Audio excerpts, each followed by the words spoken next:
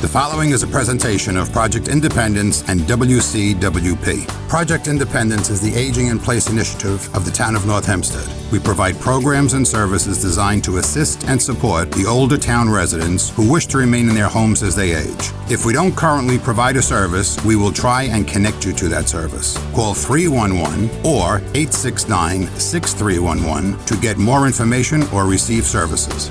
Welcome to Project Independence and You. Good morning and welcome to Project Independence and You, Community Talk Radio on 88.1 FM and WCWP.org. I'm your host today, Rebecca Miller, along with Kristina Liu, who is not only the host today along with myself, but she's also the producer of this incredible radio show in its 11th year. So, Kristina, you always outdo yourself. You have a great show, and today is a great show. We have a lot of guests, a lot of really important information to share with our audience. And I think we need to get right to it because we have a lot of people to kind of answer a lot of important questions. So our guests today are Julie Wexler. Julie is an MPA and the Director of Business Development at the Bristal Assisted Living. We have Robin Marks, and Robin is the Executive Director and CEO of the Alzheimer's Disease Resource Center, and Taylor Grand, who's an LCSW and VP of Specialized Services at the Sid Jacobson JCC. So thank you all for joining us today. And I know there's going to be a lot of really great information for our listeners. And I think we were talking a little bit before we started, kind of the best way to introduce the topic today, which is finding Alzheimer's and dementia care in our community at each stage. So maybe if you could just talk a little bit about dementia and Alzheimer's and the differences, or some people are confused by that. So it is a little confusing, but to give an informal sort of way to look at it, the umbrella term is dementia, and Alzheimer's is just the most common form of dementia, typically over 50%. So very often that's just one way to look at it. And there's a few other types as well. Years ago, they used to call it senility. I happen to prefer that because it's a lot less scary, and it's just sort of telling you that a person is not 100%, and you have to really look closely to understand in what way they're not 100%. And I think that serves people the best rather than the clinical diagnosis, which is an important part of the puzzle and figuring things out. But right. Just in terms of being aware of your loved one and their needs, you're the person who's closest to them and more on the inside track of their lives is really in the best position to understand how well they're functioning and managing. So I don't think family members should underestimate their value in helping their loved one have the right things in place. The hard part about that is you're not always going to get agreement from the person that isn't 100% because they're not necessarily in good judgment. They're not evaluating what's best for themselves, and that involves some role reversal. And that's where the three of us really come in, because sometimes the person that needs to take the lead is not going to get approval, and they're not going to get agreement. And it's not an enviable position to be in, but we're all here to support that person.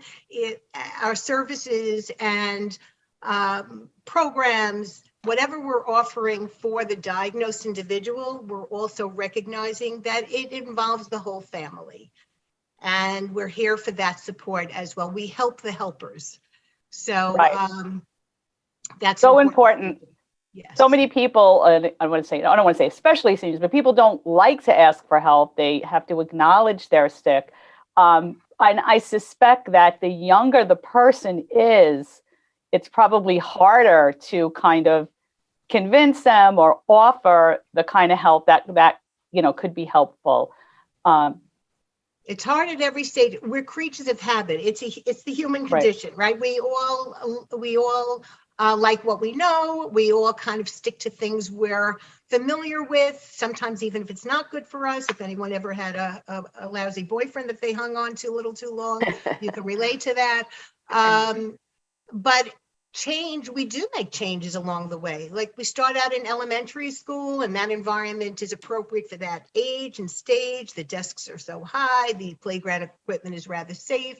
And that's what's right at that stage in life. And then we grow up a little, and in my day it was junior high, and these days they call it middle school, and the playground equipment is a little more challenging. You might be in a laboratory and even get a Bunsen burner because you can handle more responsibility. And then we make a change again to a high school environment. Typically, this is, is not obviously true for everything. We make changes along the way because where we're at needs to be addressed in new environment. So when you make a change for the better, that's much easier to get used to. I'm sure Julie can speak to that, the first days look a lot different than after a few weeks or so, as people are having their needs met and their lifestyle improves. And I'm sure Taylor also can See that in an adult day.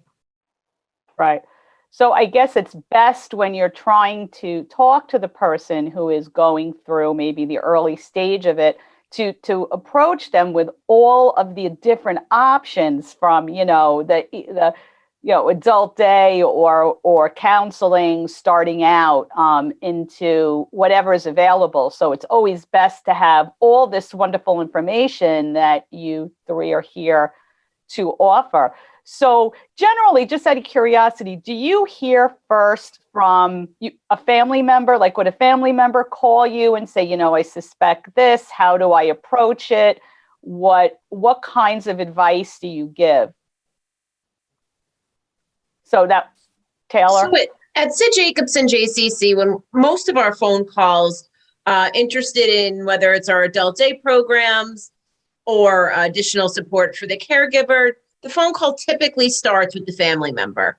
Something I wanted to add is each individual that joins the program is unique. So they say if you met one person with dementia, you've met one person with dementia.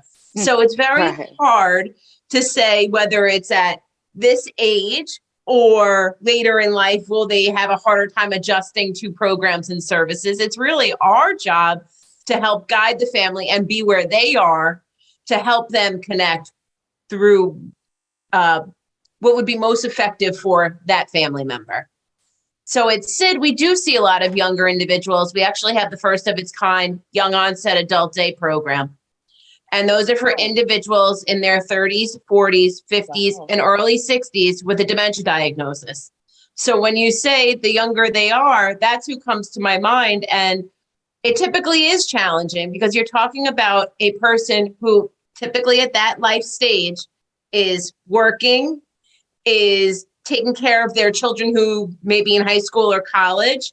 And now they have a diagnosis that, as Robin said, really stops them from functioning at 100%.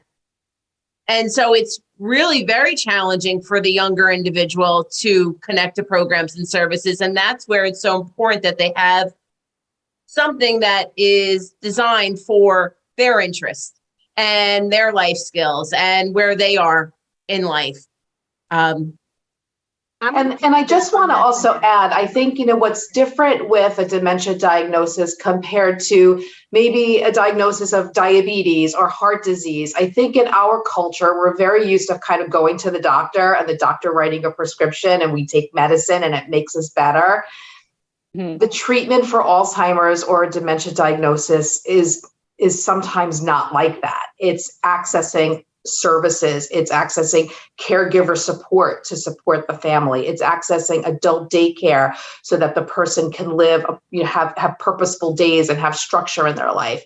It's moving into assisted living where all their daily activities are kind of made for them. So it's not the same as what we're sort of used to thinking about going to a doctor and getting a prescription and we're better. It's accessing different support services that are out there, and that's a new concept and a different way of thinking for families. I was going to piggyback on what Taylor said, but now I want to piggyback on yours as well. But starting with Taylor's, with that unique program, Taylor, that you've implemented for young onset, and this will speak to Julie's environment as well. The fact is that dementia typically affects short-term memory first. Long-term stays intact, if not forever, certainly the longest.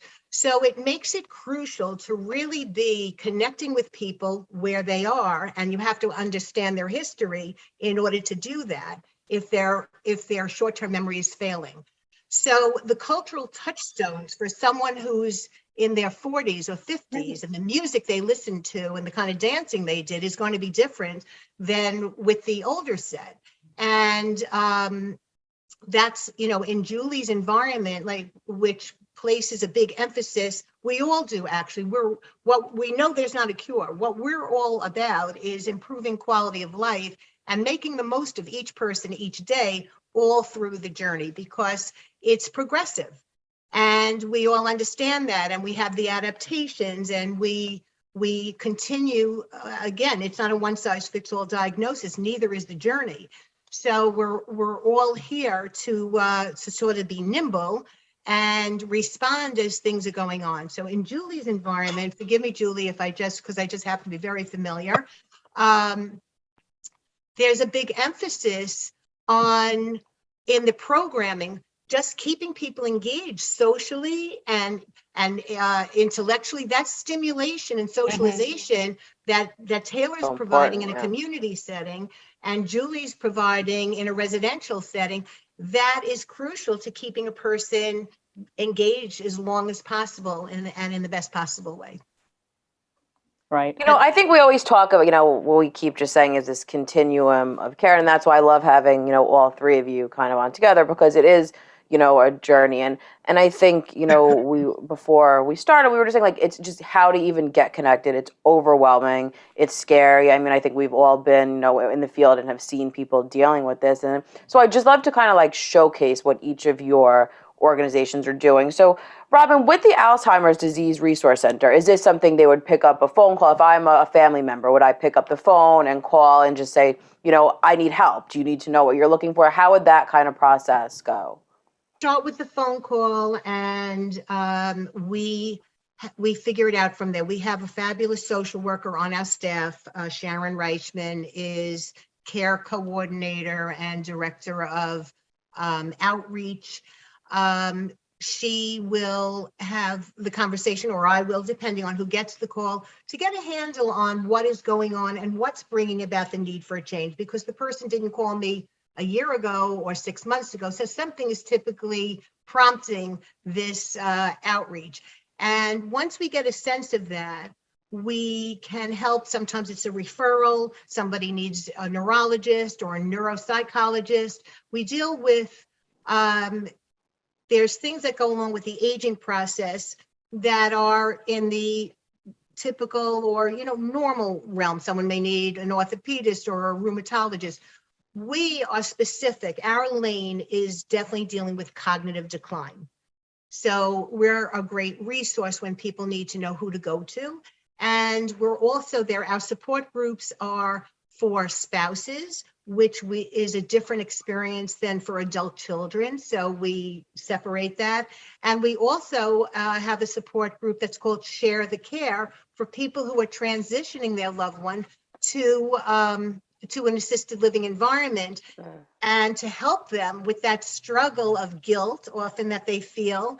I promised my wife I would always take care of her. Well, you're not picking a name out of a hat and sending her somewhere. You are, with all the love in your heart and her best interest in mind, trying to arrive at the right environment for her at this stage so that you can be a loving husband and she can have the lifestyle that's going to allow for her needs to be met while you remain a loving husband. And so we recognize that is yet, a little bit different than other support groups. And we started that in January, and it's actually been very, very well received. So we're here for the children. We're here for the spouses. We're here for, there's people who are aware that they're kind of not functioning the way they once were, or they might feel like the role reversal is impacting them and it's not so easy to get used to. I'm actually in that club. My kids are raising me now. Yeah. So I think we all feel that a little bit and we can relate, but we try to be extremely sensitive to those changes that people are going to and be there for them. So, And Robin, what would be the best phone number? What is the best number? 631 Okay. 580-5100. Okay, great. And where our programming is also specific to engage the person who's diagnosed and their care partner. So that works out well in very many different ways. It gives quality time. When you're in that role of caregiver, sometimes anybody who has children, sometimes it gets a little task oriented, to get through the day. But this creates like a beautiful experience that people can share together. And it also helps with fellowship with other care partners that have each other. Is it just for residents of Long Island to call you, or can anybody call? What's the area? So we are a Long Island organization, but with the advent, with everybody pivoting to virtual platforms, obviously it extended our reach. So Right.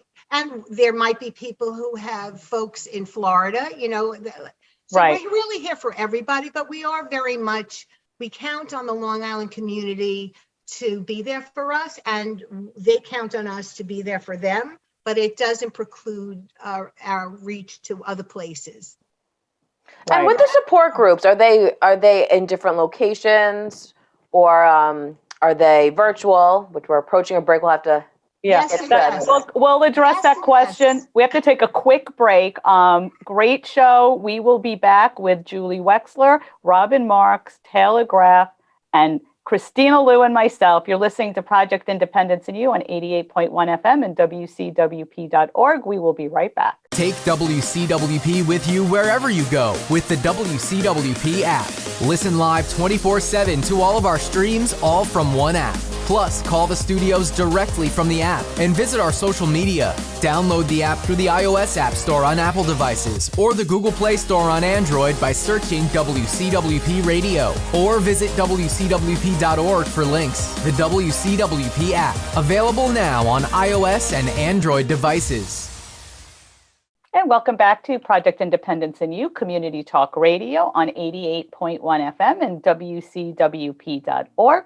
I'm Rebecca Miller, along with Kristina Liu, and we are speaking with Julie Wexler, Robin Marks, and Taylor Graf, and we're getting such great information about Alzheimer's and Dementia services on Long Island. And I know one of the things that we talked a little bit about, and also is knowing, how do you know what stage someone's in with dementia? And typically, I guess it would be best to call Robin to find out, to let them know where they're at, whether it's something that Taylor would be more, the services to provide, or Julie.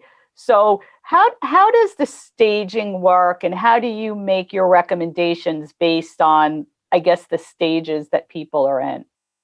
So I could start at Sid Jacobson. When we receive a phone call from a caregiver, they often describe the conditions of their loved one, how they're struggling, where their strengths are. And what we do is we really encourage them to come in for an assessment, because it's an opportunity for us to meet their loved one, to better understand how we can best serve them.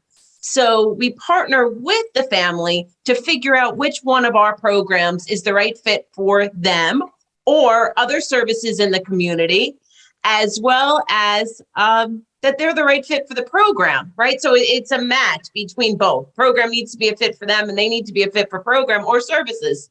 So we figure out through conversation, through an assessment, it's a determination of, are they aware of their diagnosis? Can they clearly articulate what it's like to have dementia? Are they able to take care of their own activities of daily living, feeding, toileting, bathing? because as every person is unique, the stages similar to is also a continuum, right? So it's not so clear that you're in the early stages, now you're in the middle stages, and now you're in the moderate stages. It's like, let's find a way to meet this individual in the best way that we can based on what their strengths are. I'd like to add to that because for you and for Julie, again, it's great that you do on-site assessments, because the way a person is experiencing their loved one at home can be completely different than what happens when they're in an unfamiliar environment. And very often, often enough, behaviors that never surfaced at home can surface in a new environment. Now, they may get past And vice that as versa. they take root. But, my mom would never walk out on her own. Right. But if she's in a new environment, maybe it doesn't feel like home. And she's, leaving to look for where she should be. So there's often a setback in a new environment also. And on the other lens of that, Robin, we might actually see mom is really can't sit still for 2 minutes. She's sitting, or mom is sitting there doing nothing. And when you bring her to the assisted living or the memory care or an adult day program, she's now engaged, and now her strengths are coming out, and now she's singing with her friends, and the family will think mom would never sing, and now mom is singing and enjoying herself.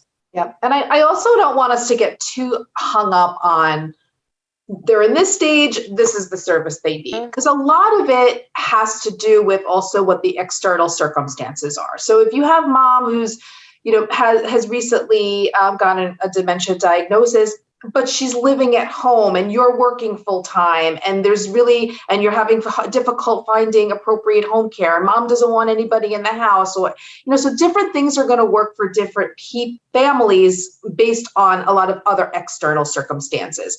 Your financial situation, the home situation, the safety situation, the availability of other family members to help support you. So it's all these things that kind of come together that help families to make a decision on what the best care option is going to be, regardless of where they are in terms of the progression of the disease. I know before we went to break, Kristina had started talking about support groups. So I know she's a very good social worker herself. So I know it's very important information to gather. So we're just, Kristina. Yeah. Yeah, Robin, I know you were the Alzheimer's disease head has all these different support groups. And I wasn't sure if they're at different locations. Are they virtual? I know there's memory cafes and. Yeah. So right now we're doing really everything. You had asked, do we have virtual platforms? Mm-hmm. Yes. Do we meet on site? Yes. Do we have satellite venues where we train facilitators?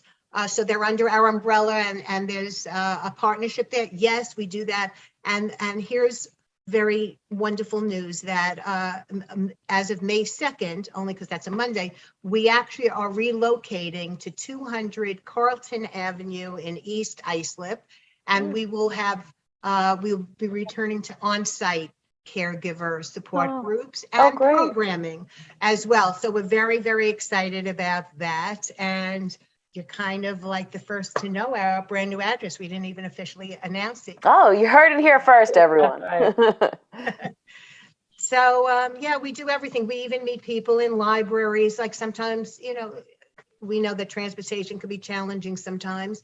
And so we're very flexible. We're really always trying to meet people where they are on a lot of different levels, mm-hmm. In terms of location as well as needs. Great. Yeah, I'm sure we talk a lot on the show. I think, Julie, you were on too, and we talked a lot about how COVID, of course, was awful. It was a horrible thing to go through a pandemic. But what the things that we learned, using Zoom and, being able to maintain the communication, and that you can now continue with it, even though people are meeting in person, I mean, having somebody who's maybe more comfortable in their own surroundings, or it just works out for whatever their life situation is, like you were saying before, maybe there's no transportation or whatever the issue is. They don't have extra time for the commute. This has turned out to be the silver lining. Right. Do you ever have like hybrid when you're doing maybe from the adult daycare and you have like a Zoom going as well? So we have had hybrid programming at SID as far as adult day activities to engage someone who's not yet able to come into the program. We also tried for a support group. We found that pretty challenging to have a hybrid support group. It's successful virtually, it's successful in person, but the mixture of two was challenging for the caregivers and for the facilitator. Another type of support group that I wanted to mention also is an early stage memory loss program for those individuals who are diagnosed, who need a place to talk about what they're going through and the changes that they're experiencing, and the losses and the role reversals. And at SID, we offer an early stage memory loss program for those individuals to talk about the challenges of having this diagnosis, as well as caregiver support groups. And we also have a memory cafe in partnership with Julie, with the Bristal and Sands Point Rehab. So that's a great way for families to learn about services. Is just to come, have some refreshments, dance with us, and get to learn about the services that are available on the island. And Taylor, do those memory cafes, are they in the same location always? How do you get information on that? Is it changed? What is? So at the Bristal, we actually run several memory cafes, and they're different models. The one that we do at the Sid Jacobson JCC actually is right after their programming. So when the loved one, when the spouse, when the adult children are coming to pick up their loved one from the program, they just go right into the memory cafe, and we'll have music and we'll have refreshments. And it's really, it's a safe space for people to come to feel comfortable and to be together and to enjoy each other. And I love memory cafes, and I think it's just an incredible. The ones that we do out in Suffolk County, it's a little bit of a different model. We partner with another adult day, but we actually host them in restaurants. And so once again, it's an opportunity for people who are facing the challenges of caring for a loved one with dementia to have a place to go, once a month where they can enjoy being together and have some good food and be around other people, other caregivers who are facing the same challenges that they're facing. So different models, but they both work beautifully. I was going to ask you something, Julie, in terms of, because, the Bristal does handle a very big spectrum of care. How is it determined when someone does need reflections, the specialized environment? That's such a great question. Just because somebody has a dementia diagnosis doesn't necessarily mean that they're going to need a secured neighborhood. When we say reflections, each of our Bristal communities has a smaller, more structured, more supportive neighborhood, if you will, within the larger building. And it's a smaller unit, and everything that we do in reflections is designed to support people with memory loss. So the kinds of programming that we have, the way that we serve the meal, the way that we help and support people with activities of daily living, the way that we communicate with the residents, everything is designed to support them. So when we meet the family, sometimes it's very obvious when we have that conversation with families. Mom wandered out of the house 3 times and it's just not safe for her to be home anymore. Obviously, if there's a wander risk, that's automatically, they need a secured neighborhood. Or maybe they've lost the ability to be able to communicate. So they're no longer able to communicate their needs. They can't order off the menu. They're not self-directing. So they're not going to show up at the exercise class at 10 a.m. Right? Those are the kinds of things that are kind of like the obvious things. But sometimes in the earlier stages, moving to assisted living, where they would be on, what we call the assisted living side of the building, and they're with their peers. They're eating 3 meals a day. They're taking their medication on time. They're going to exercise. They're being stimulated with art activities and discussion groups and exercise classes. Sometimes having that built-in structure, they do really well. We never just move somebody into reflections. We know that can be a tough transition, and it's always a conversation. So we don't call the family and say, okay, we're moving, mom into reflections tomorrow. We need to have everybody on board, and so that they understand the reasons why. And it's such a tough transition for families. And I find that once the person is in an environment that's right for them, they don't have to work so hard anymore. And it really, and so it's a tough transition, tougher sometimes for the family. But I also want to mention that we're lucky in the town of North Hempstead to have the Bristal at Lake Success. The Bristal at Lake Success is actually is a 100% memory care. So it's a fully secured building.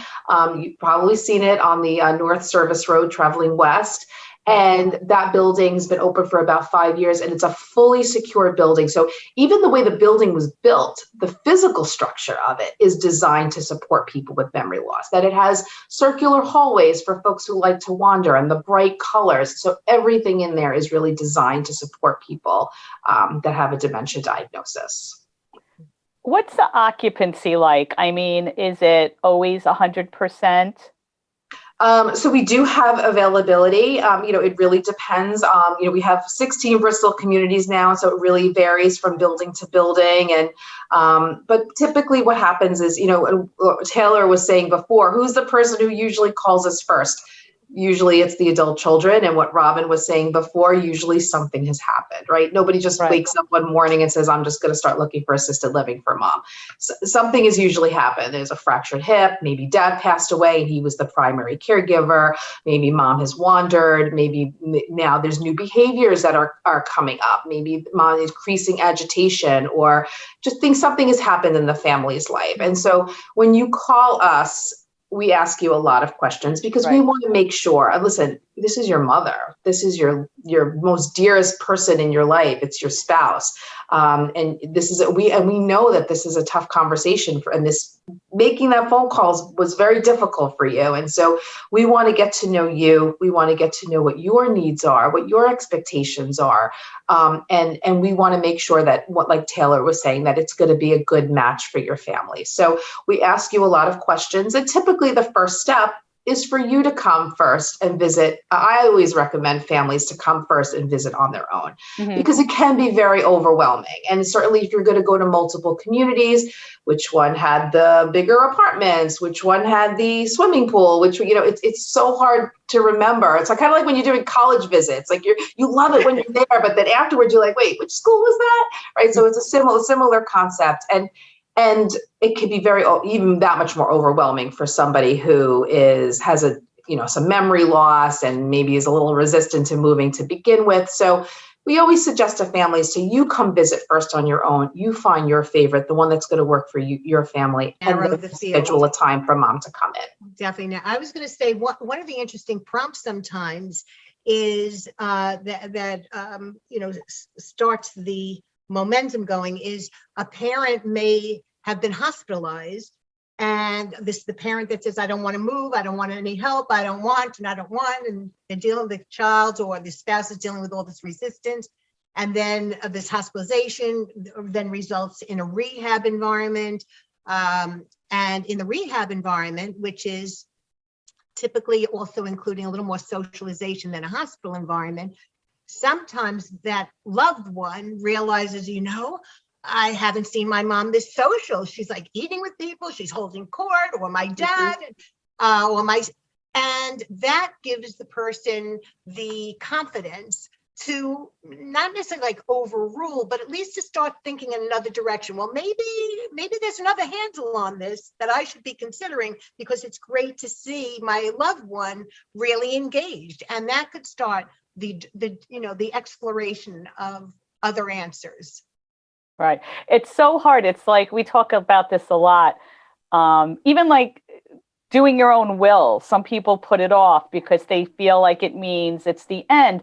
But really what it means is you're taking control of your own wishes down the road. You're managing. So, I mean, if only we all did. I mean, Project Independence is all about planning, planning for this. It's why we're always providing education. And I remember early on with Project Independence, we started this Access to Home program where we were doing, helping people make their homes more accessible, linking them with United Way. This was years and years ago. And it's just, amazing how people who are like, I want to say, older in their home and they let it go.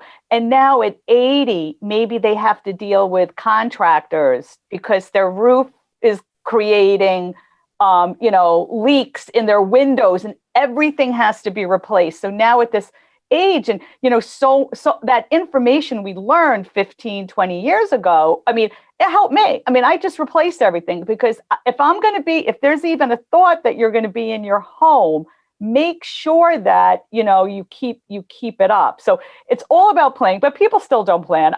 There's so many things that happen. And when it happens is when we're calling Robin and Taylor and Julie, it's like, what do we do? But it's so important that people at any age, take control of their desires and wants as they get older. So it's almost counterintuitive. Like here you are, Project Independence, and I would say, we'll come back to you, Robin, because we do have to take a quick break. You're listening to Project Independence in You, Community Talk Radio on 88.1 FM and WCWP.org.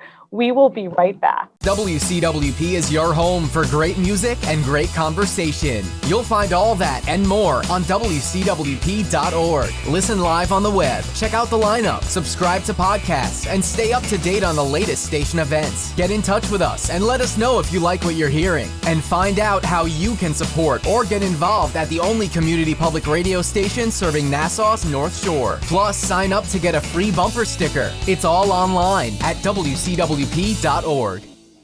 Well, welcome back to Project Independence in You, Community Talk Radio on 88.1 FM and WCWP.org. I'm Rebecca Miller along with Kristina Liu. We gave Otto the day off. Usually That's you have right. Otto Los too, who's a co-host on every show and usually has, incredible questions and insight. But right before we had to take this quick break, I know, Robin, you were about to continue with the conversation we were having. Well, I was noticing that all of us are philosophically aligned. Your program is Project Independence, and I know that Julie and Taylor and their organizations and myself and Alzheimer's Disease Resource Center are all about preserving as much independence as possible and defining people by what they can do instead of by their deficits. So that's also what happens when a person is in the right environment with the right things at their fingertips. When people sometimes like, how do you know when to do what? I said that maybe towards the beginning. Well, Taylor, mentioned before, and you did also, Rebecca, about being, proactive. So I'd love to hear, Taylor speak to that because I know it's a very big emphasis on your approach, Taylor. Sure. Thank you, Robin. So really with our caregivers, we focus on proactive planning rather than reactive planning, helping them to learn the resources that are available in the community, whether it's the Bristal down the road or home care agencies or elder attorneys and various resources so that they are planning throughout the entire time so that they don't wait for a crisis to hit and then may have to make a rushed decision. When you go and visit the Bristol Lake Success or the Bristol and North Hills, or, you start to feel what might be the right place for you. And you have time to think this through, to make the next decision, as you don't know what's coming or when it's coming, but the more knowledge you have, the more power you have. And so one of the big focuses is we take our members on a bus tour to all the local memory and assisted livings so that they can get a sense of a feel of what that place is like. So when the time is right, they know where they felt in their gut. We often say it's like buying a house for the first time, right? Every house is unique for each person. You have to go into it to feel it, to know what's right for you. And you have to go into it during a time that you're not in a crisis because you're going to make a rush decision. Right. Yep, absolutely. Reactive, right? That's right. Reactive. You go into the reactive category. Right. Versus the proactive, which is, I know when my loved one hits this point or whatever it looks like, I know that the Jericho Bristol is the right place for me. Now, Taylor, what is the best number to get in touch? Is there a general number if you just need help with this Alzheimer's dementia realm or? Sure. I would encourage that anyone who's contacting us to call Lindsay and Janito. Her phone number is 516-484-1545 and ask the front desk to connect you to Lindsay. I also want the community to know, while we do have our adult day programs at SID, we're also located at the Herrick's Community Center. Mm-hmm. So they can also contact Christine Pizzo. She's the supervisor for the Herrick's Adult Day program. And the difference between the two is really location, because the most important piece when you're finding any resource, whether it's memory care or assisted living, is what's the most convenient for the family, as well as being able to meet that individual's needs. Absolutely. Can I just piggyback on that, what you just addressed, Taylor, proactive versus reactive? Not only does it come into play with planning, but it comes into play with evaluating where your loved one is at and their safety. So, for instance, because there is a lot of denial about where a loved one might be, and maybe Nancy Reagan said it best, that the cruelty of the disease is that you lose a person a little bit at a time. So who's really going to want to connect the dots and say oh, my parent is declining or my spouse is declining cognitively? So where I'm going with this is, we talked about an elopement risk or a wander risk. Sometimes those things aren't seen for what they are, and also driving, right? So I have often heard someone say, well, mom only drives in the neighborhood. Just, I can't imagine taking away the car. Well, didn't you mention your mom got a ticket for going down a one-way street the wrong way? Like anybody can do that. Well, not exactly. So then I'll usually follow up with a question like, would you allow your child to be driven by mom? And that creates the lens that they need. Because if they're not comfortable with their grandchild or young child in the back seat of the car, then that's telling you that that person should not be driving. Because it's only really a matter of time until there is a wrong turn. And it could even be temporary. It could be due to dehydration or urinary tract infection. Right. It could be a temporary setback. And all of us on Long Island increasingly see those silver alerts, right? The missing adult. Well, that's because somebody ahead of time was not connecting, the dots, and the lucky ones are found. But, it just can't end well. So it's much better to be proactive about evaluating what's really appropriate for a lifestyle. That's what brings in also, Taylor, your environment, so that they're safe and engaged. Right. And to respond to what you're saying also, Robin, it's like, how does the family then take the keys away, right? Which makes it such a challenging place to be. And what we often encourage families to do is turn to your doctor, let the doctor be the bad guy, let them be the one who says, you're no longer able to drive based on what these reports are saying. Have it in writing, put it on your refrigerator from the doctor, because often it's a really hard place for that family to be the one who's saying, Mom, you can't drive anymore, or honey, you can't drive anymore. That's a really tough place. So to be able to know what the resources are, turn to your doctor before the visit and ask him or her to work with you to develop a plan so that mom is safe. And to your point, Robin, that might include coming to a program so that you're engaged during the day and you have meaningful ways of keeping yourself busy and finding purpose so that you're not driving, and having other resources put in place, whether it's Project Independence transportation, yes, or Able Ride, whatever is available for you, so that there's alternatives, because that's really important, is how do you get around on Long Island and when you do take those keys away. Right. So we all know that the suburbs were built for cars, right? Not necessarily for people. And that's East and west on Long Island. Not a lot going north or, deep north, to the south. Yeah. But I wanted to mention something beyond what Taylor was describing. It's great to engage your doctor if you can get that support and get them to be the bad guy. But there's also something that we all rely on known as therapeutic fibbing. So I just want to let everybody know it's allowed. Therapeutic fibbing is sort of taking the path of least resistance when that makes sense. Now, it's not for any ill intent. It's actually designed to make a person more comfortable so that if they're really not in good judgment, then they need to, this is where the role reversal comes in really, for adult children. This is the parent that used to make decisions for you in your best interest. We didn't always agree, but most of the time that decision was correct. And now this mom or dad needs to rely on you to make decisions for them in their best interest.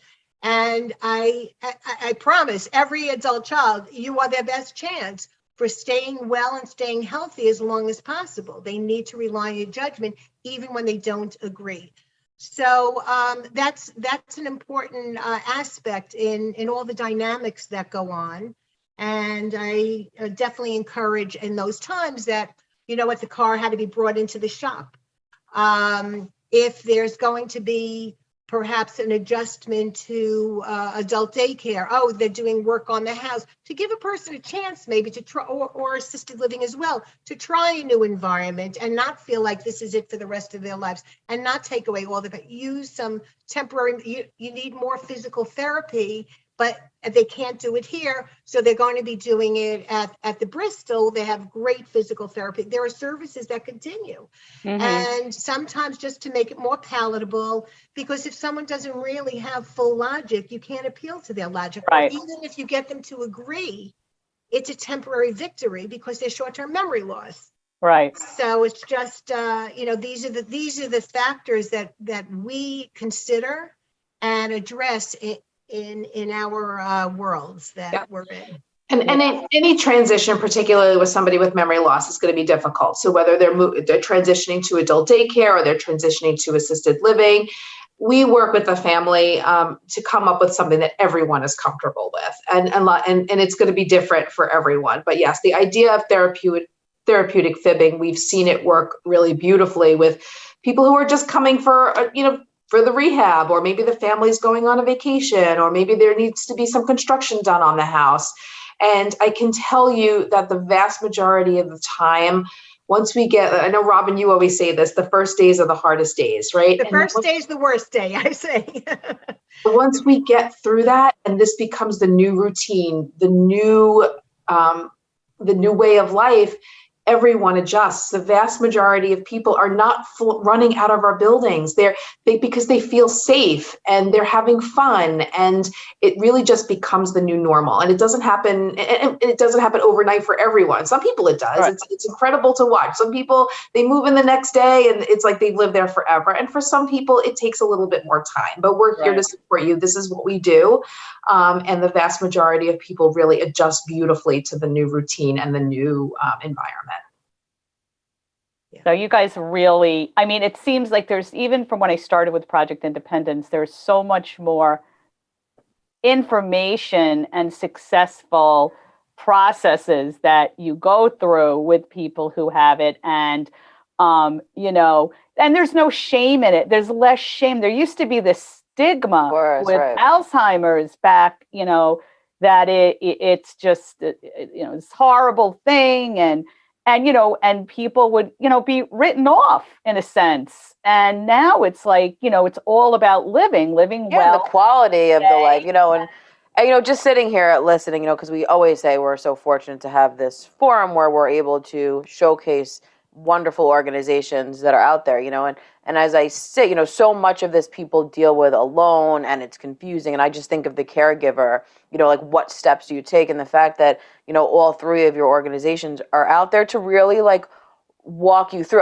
I've been in this field for a while, and I haven't heard that therapeutic fibbing term, and And it makes sense though, because it's like, gradually like, dipping your toe in the water. So it's not like a shock to your system. And I think it's so important, to have this kind of community interconnectedness, because clearly the three of you, know a lot about each other's organizations and can kind of guide the person who's calling, the right way to start. And I just think that we always say the first step is, reaching out and getting the education about all these wonderful resources out there. And now, Julie, I just wanted to get the best number to reach the Bristal. Yeah. So honestly, there's 15, soon to be 16 Bristal communities on Long Island now. So I'm just going to give you my cell. Okay. I'm happy to talk to you.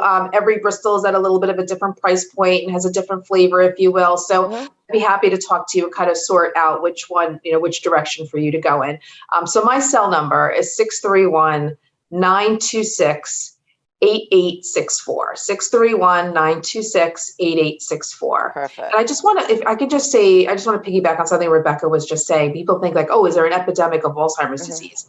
The fact of the matter is the biggest risk factor for dementia is age. And wonderful that we have all these cures for heart disease and cancer.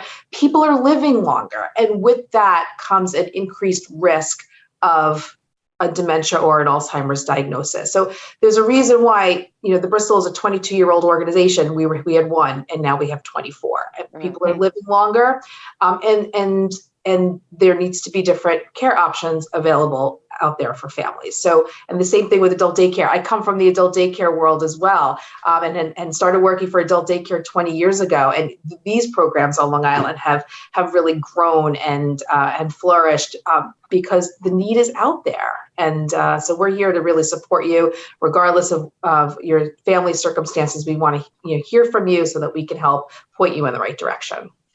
And Kristina, I wanted to mention with the therapeutic fibbing, it actually extends to something, there's a practical application if somebody is saying like, I want my mother, and they may be 92, right? I want my mother. Mom died. Your mom died 30 years ago. I want my husband, or where's my husband? It doesn't help. A person will go through mourning every time you say that. Right. What's the benefit of bringing the harsh reality? It's much better to say, oh, your mom is food shopping, and be a little bit of a detective. Maybe the person is asking for their mom because they are a little hungry, and they associate having that sandwich or the milk and cookies, provided by the mom, right? It's not always face value. There could be something behind it, but either way, it's much better to just, oh, there's so much traffic. Dad said he's going to be delayed. Dad had a meeting. It's just much better, and then distract and divert the attention to something else. It'll be forgotten rather than make it or to figure out what the feeling is behind it, right? Exactly. Validate the emotion.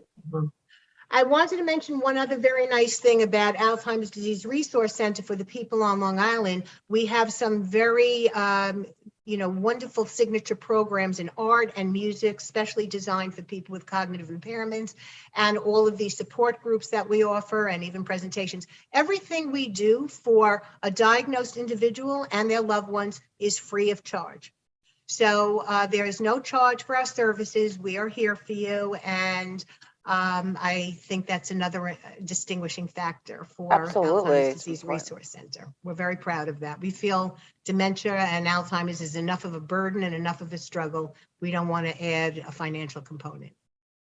Talking about complementary services, we also have, we became part of Isolation to Connection, which is an initiative through UJA, and it's for all of the JCCs on Long Island have an Isolation to Connection specialist. The goal was, due to isolation created through the pandemic, to connect seniors to resources to help them become less isolated. And so it's a resource to contact person who will then not only give you the resource, but follow up to make sure that that connection has been made. Because that's the hardest piece of all of this, is that first connection. Once you're connected to that resource, then whether it's us or the Bristal or Alzheimer's Disease Resource Center, having that connection can then take you to the next place Right. in your journey. It's just been great. I know that we're getting close, and I just want, I'm sure we'll be seeing Dan in 1 second thing. We have like a minute or two left, but the information you've provided today is just incredible, and it actually brings hope to the growth and, you know, what's coming down the road, and, you know, that you're really focused in a positive way too, you know. So thank you all so much. We do have to go to a break. I'm sure Kristina will have you back again, if not doing separate health chats and, you know, helping us out at Project Independence. So we are so grateful for the hour you all shared with us today. You're listening to Project Independence and You on Community Talk Radio, 88.1 FM and WCWP.org.